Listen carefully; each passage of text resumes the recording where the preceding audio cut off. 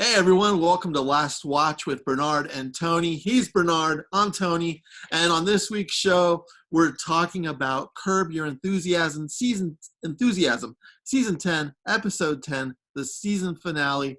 And ladies and gentlemen, my partner in crime, Bernard. Boy, what a great episode, watching it again, it became apparent to me what the actual theme of this show is. Not the surface theme, but what the actual theme of the show is, and it's very spiritual. Actually, it's very spiritual, almost Buddhist theme.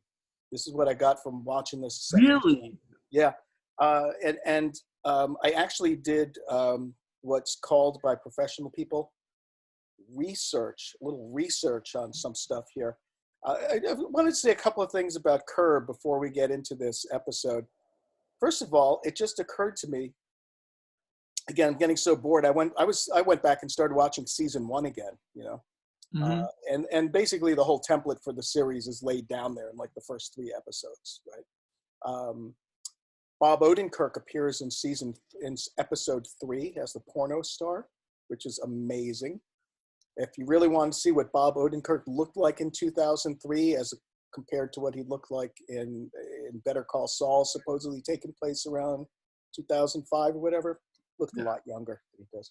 Anyway, what blew me away though is this show's been on for 20 years. It's been on for 20 years. They've done 10 seasons.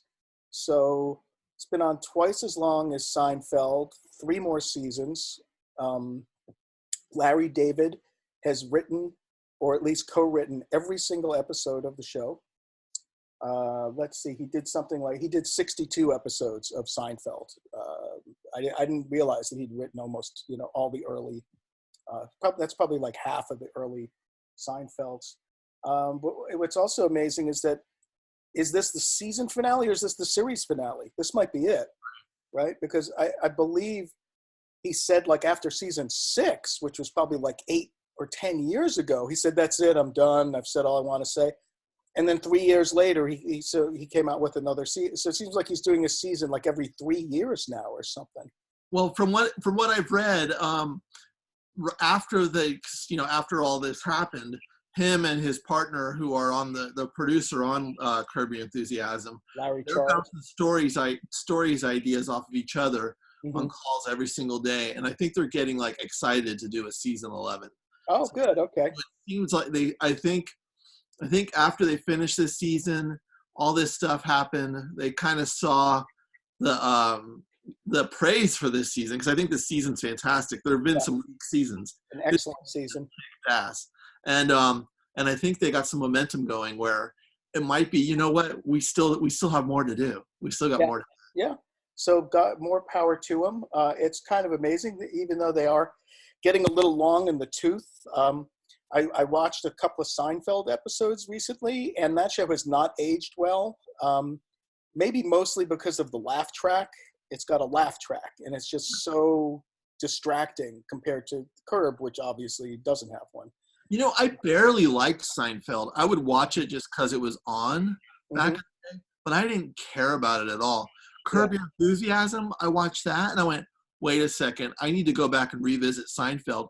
And I had a whole new appreciation for Seinfeld after I watched Curb Your Enthusiasm. You're not the first person who's told me that. I knew a number of people who said, Seinfeld, it's okay. And then they watch Curb and they go, oh, he's George. Oh, my God, this is great. Yeah. What else did I want to say? But it's also funny. They're all getting a little long in the tooth. Seinfeld was basically like some people in their 40s pretending they were like in their 20s. Yeah. And Curb is now people in their 70s pretending they're in their 40s. They're still kind of obsessed with sex. Having all these different girls and affairs and whatever. I don't know if maybe it is normal for rich people in their 70s. I don't know. Maybe they get an unlimited. Really? Or something. I don't know. See, I find it unbelievable. One, because Richard Lewis is known for dating models and just dating everyone around town. So that's kind of his reputation. All right, fair enough. And then with and Larry David, I think he's dating way younger right now too. So I think it's just kind of a spin-off of just we're kind of funny and we do have a lot of cred, like a lot of social and economic cred. Yeah. And ladies dig us. Yeah, what it's like to be a rich and famous guy, right? In Hollywood. It's probably funny. a pretty good deal. You know, I- humor has so much to do with being attractive. It's just, yeah. I feel like if I'm in a relationship and the woman doesn't get my jokes, the relationship's dead. If I don't get her jokes, the relationship's dead. Yeah. You know, as long as I'm laughing and she's laughing, then I think that's a bond. There you go. But yeah, but anyway, getting back to the theme. Are you in bed? Yeah. Okay. Yeah. Go back. Yeah. I'm not asleep, but I'm sitting in my bed. It's like where, like I got the kids in the house. I need Okay. the bedrooms where I can find some. Thanks for putting in the effort. Keep going. Yeah. Oh, geez, Louise. But yeah, it's also, one other thing I want to say before I dig into the show is the whole Funkhauser thing was a little weird this season. It was weird. I loved it. Yeah, I mean, they made a mention early on, like, Funkhauser's in Hawaii. Right. They didn't acknowledge his death. Yeah. They didn't acknowledge Bob Einstein's death, which I thought was a little weird, maybe even a little borderline disrespectful, and they just popped his cousin, they called him his cousin, Vince Vaughn, into his place to play that role of like their normal friend, their one like normal friend who's not in show business. Right. I think some rich guy who lives in, we don't know why he's rich, some guy who lives in Brentwood or Beverly Hills like they do. Yeah. They go back. I like Vince Vaughn coming in, and Chaz Bono's story arc just hilarious. I didn't even realize that was Chaz Bono. Oh my goodness! Obviously, yeah, I didn't even realize that with the watching with that big dick, The big dick is, it's so great because it's just the big dick is the big dick creates a lot of conflict and moves the whole plot forward. They're like, well, how can we move this plot forward? Let's go to Chaz Bono's big dick. Boom, boom, boom. Yeah, Even though I forget, he was Funkhauser's son or daughter. Yes. Son. Yeah. Got Joey Funkhauser. Joey Funkhauser. Yeah. I do like that here's why I like they didn't say anything about Bob Epstein. Einstein. That'll be like, that would be 2 episodes of mourning him. I think in the spirit of the show, and I even think with Bob the person, I think he would appreciate that they kept the funny going and had him have a daughter that transitioned to a man that just decided to have a huge ass penis. Yeah. I think that's the best way to honor someone. And yeah, but I mean, but on the other hand, Funkhauser's nephew died like last season, and they turned that funeral into hilarity. But Oh, but did he actually die? No, it's just the storyline. Yes, okay, that's true. Just in case anybody doesn't know, somewhat little known fact is that Bob Einstein is from a family of comedy royalty. He was the older brother of Albert Brooks. Bob Einstein also got his start in show business writing on the Smothers Brothers Comedy Hour in the 60s, along with Lorne Michaels and Steve Martin. Huh. And his dad, this is a good segue into the politically incorrect aspect of this show, but his dad was a massively famous radio comedy star in the 40s who went by the name of Parkiarchicus. I don't know, Parkiarchicus. Yeah, I get it, Parkiarchicus. That's funny. I wonder if those are online somewhere, like an archive.org or something like that. Yeah, I wouldn't be surprised. Yeah, but anyway, he was he was do during quarantine. He did a hilarious like Greek dialect. That was like his shtick, But he was apparently a huge star in the 40s. So I wanted to I'll segue to that. So Seinfeld always came under criticism for not having any people of color on the show. And was it season 4 where Larry, responded to that eventually by putting the blackest man in the history of television on his show, Leon, right?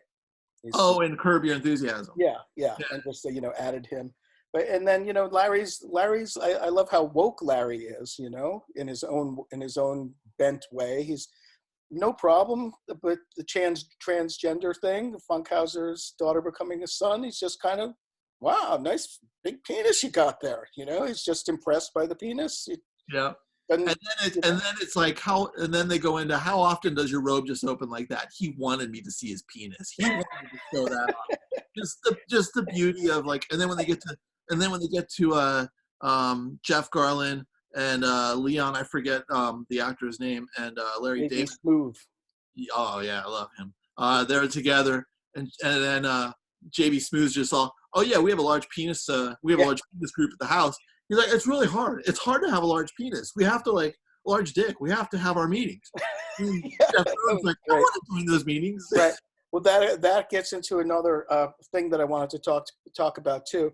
But before that though, but the issue of race, I just love the way he confronts it head on. There's the mixed race couple.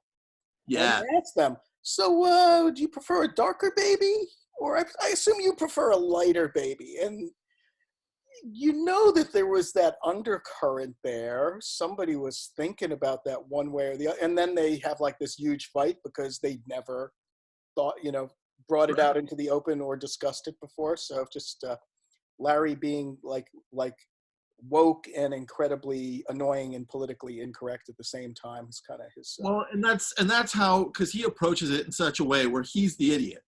Right. And when you approach it for the TV show, when he's in character as the bigger Larry David, he's usually the idiot. But a lot of the times he's an idiot, but it's stuff that we're like, oh, we wish we could say that. I had never even thought that was I was laughing so hard. I was just like, oh my God, interracial couple. What would they want? That thought never even entered my mind. And now I have to ask all my friends who. I'll be like, did you want a little more Asian in there? What, did you want the Chinese more in there? Because your husband, it's just and it's just all of a sudden that opened up a can of worms in my head. But it's part of it's so endearing too, because it's just like Larry David is just trying to connect and he can't connect. Right. He wants to engage with people and play games and play with them. He's trying to play, and if he's a kid on the playground who's just like, play with me, and people are like, you're crazy, but there's he keeps the endearing push and pull. Right. So here's where I wanted to get in and talk about the theme of the show, the actual theme of the show. Yes. So Larry's background, he grew up like lower middle class. His dad was in the rag business, or they call it in New York the schmata business, and he grew up in Brooklyn, and he worked menial jobs till he was 30 years old or in his early 30s, until he got his first TV writing gig. But he, if you look at the list, he's like pizza delivery guy, limo driver. He just, so the guy came from not a privileged background at all. And now he's incredibly rich. I looked it up. He's worth $400 million, which probably was a lot. I'm guessing it's probably more like twice that before his divorce 10 years ago, which of course he acted out in the show too. But the surface theme of Curb has always been okay, he's this rich, overprivileged guy with nothing else to do. He's semi-retired, and he goes and hangs around and acts like an asshole and gets in trouble for it, right? Because he's rich, so he's so privileged, he can say whatever's on his mind, right? Without fear of actual repercussion. He's not going to lose his job. He doesn't care if people unfriend him in real life or whatever. He doesn't care. He doesn't care about anything. But it occurred to me watching this episode that the real theme is more of a mockery of that privilege than anything else. It's the idea that despite his fame and fortune, he's still completely miserable, right? That it just doesn't get you anywhere. And the people are, and there was even that thing with Jeff, when Jeff wanted to get in the big dick club, right? Because Jeff's a rich guy. He can get in the big dick club even though he doesn't have a big dick. Yeah.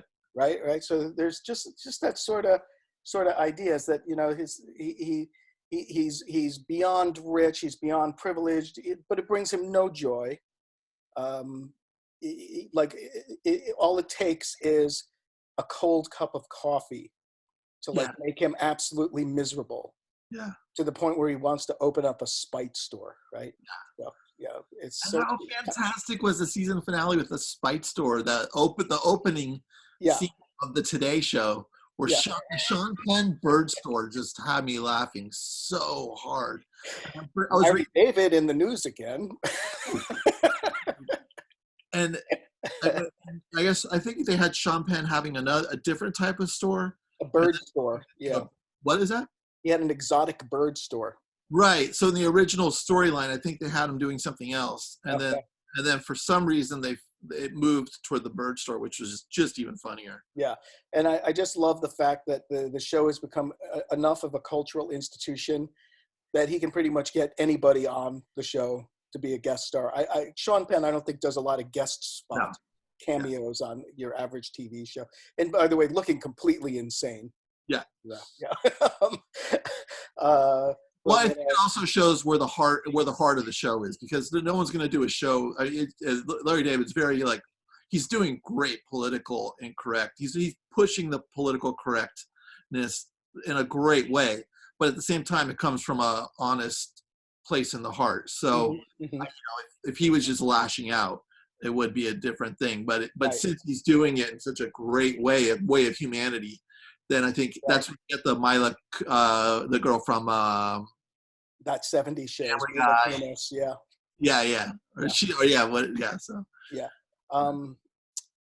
did I want to say? But he's also throughout the series has committed many random acts of kindness. Yeah. Which always backfire. And he's given cars away. He paid for like somebody's college education. He's always doing really nice things for people, and it just never works out. Always gets worse. And it's also so strange, though, we got to say, about how incredibly timely this show was with the Purell. Isn't that crazy? Yeah. There's a shot there that it didn't even register as much the first time I watched it, of just like a whole rack of Purell. And I was drooling, like, oh, man, look at all that Purell. You know? I know. That's like looking at porn now. You're sitting there going, oh, my God, who has this much? Oh, hold on. I got to stop it and take my pants off. Woo! And that whole last scene where it's just like, he just completely digs his own grave. The firemen couldn't stop the fire because he wouldn't let them pass him because he thought they were just rushing to get coffee again.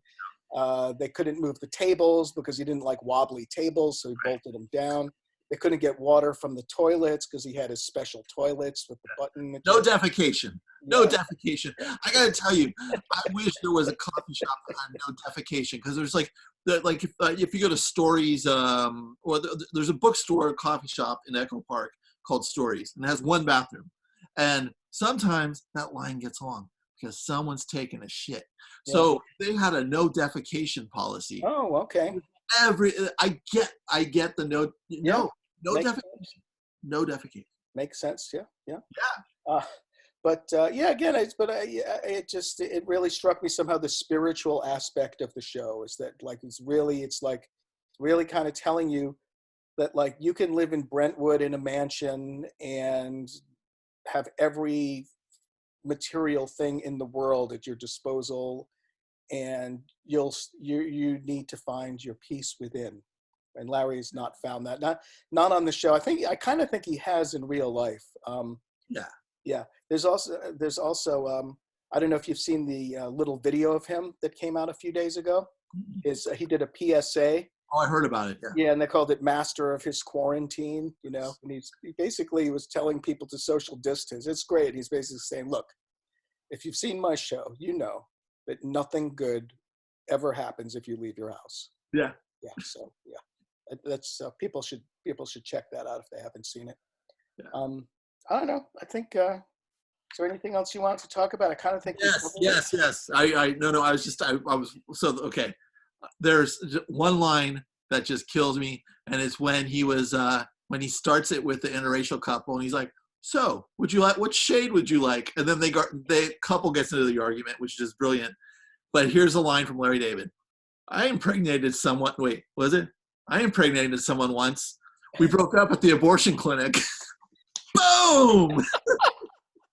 He's not trying to win too many friends on the the red side of the aisle. I think. Yeah. There's also a couple episodes again where he wore the MAGA hat to like keep people away from him. Yeah. Yeah. He's eating sushi, and then the guy goes, "Can I sit next to you?" And he puts the hat on. He's all, yeah, sure. And the guy's like, "No, maybe not." And just another comment too about the writing. He's nominally the writer for the show that he wrote, but one of the things I love about the show is that it's not really written, right? They just sort of set up the scenes, and then it's improv. Yeah. And pretty much everybody who's on the show is a stand-up comedian to some extent. So it's a lot of it is great off-the-cuff stuff. And one of the things I've noticed on my rewatch is there's just at least one scene per episode where he's having a conversation with somebody, and they just drop in something so ridiculous, and you just see like he's supposed to be mad, he's having a fight with somebody, and they just say something, and he just starts like smiling. Like in the middle of this fight when he's supposed to be furious, because you get to see what they're saying is just so fucking funny that he can't take it. He breaks. It's great. So they were going to open Latte Larry's in West Hollywood. They were set to open before this whole lockdown went down. Oh, real? For real? Yeah. I'd go. Go. I hate wobbly tables. I think it was because the set they used, they were shooting that in Tarzana, way deep in the valley. And I was like, they're opening Latte Larry's? Who's going to go out there? And then it was like, oh no, it's in West Hollywood. I was like, I'll do that. But I've been to cafes that had wobbly tables, and the coffee spills. It's a big mess. It's a problem. I agree. Yeah, I'd open up a Spike cafe if I had the wherewithal. What do you think all my writing is? It's spite writing. Yeah. Wait, you wrote that? No, I'm gonna open up a book right next door to you and write the same thing better. I kind of think that you're onto something there. I think all writers, you become a writer because you got a bone to pick. Yes. I'm going to write Infinite Jest, and it's going to be 40 pages. Yeah, it's going to... David Foster Wallace and his opus. You're pissed off about something, I mean, there's something about your life is just not right, and man, you're just never going to let them forget it. This gets under my craw. Yeah. All right. Well, damn, what a great season of a great show. I also recommend going back and watch, I went back and started watching season 1, and I kind of vaguely remembered some of the jokes or whatever. I remembered some of the setups, but a lot of it was like, I just didn't remember it all. It was 20 years ago. Yeah, it's crazy. Yeah. And they hold up, and it's the same show. He's fighting with Richard Lewis. Yeah. Yeah. No, I didn't know Richard Lewis fell off a roof and kind of really fucked up his back. That's why he's so stiff this season. Lewis has not aged well. No. He looks much, much older now than he did 20 years ago. Larry David looks almost exactly the same. He's just a little grayer. That's the he's went from like a mixed gray and black to white, but otherwise looks exactly the same. I think that's what's great about Larry. He looked old when he was 50. Yeah. So Yeah. Anyway, may they make another 10 seasons. Amen. All right, man. Good show. I'll talk to you soon. All right, brother.